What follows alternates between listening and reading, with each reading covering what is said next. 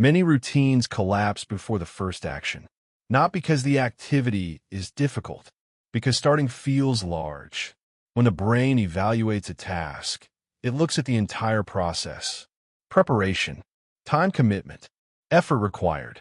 If the starting step looks heavy, the brain delays beginning. This delay is automatic. Let's look at Sandeep. Sandeep works as an accountant in Jaipur. He wanted to review personal finances every evening. His plan was simple: sit down after dinner and analyze expenses for 20 minutes. But most evenings he postponed. The activity felt like a long block of effort. So we changed the entry point. The new rule was smaller. Open the expense notebook. That was all. No requirement to analyze anything. Just open the notebook and sit for a moment. Some evenings he closed it immediately. Other evenings he wrote 1 or 2 entries. Gradually, the review extended naturally. Because the starting barrier had disappeared, the brain resists beginnings that feel like commitment, but accepts small actions easily. This pattern appears in many daily situations. Switching on the kitchen light often leads to preparing tea. Opening a book leads to reading a page. Putting on walking shoes leads to stepping outside. The first action triggers the rest. Sandeep didn't improve financial discipline. He reduced the size of the first step.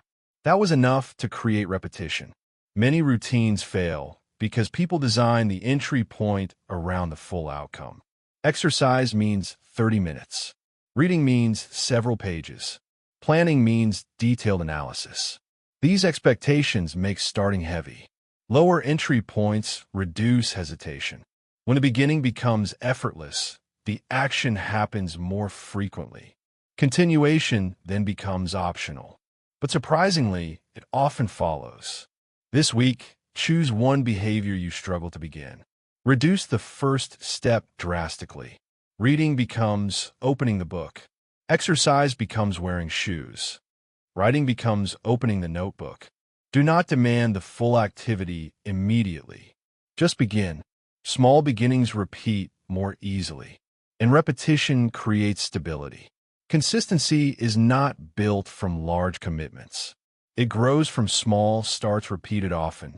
Next, we examine how short recovery periods prevent routines from collapsing, and why brief resets protect long-term patterns better than forcing continuous effort. Even stable routines need space to recover. Rest can strengthen repetition, not weaken it.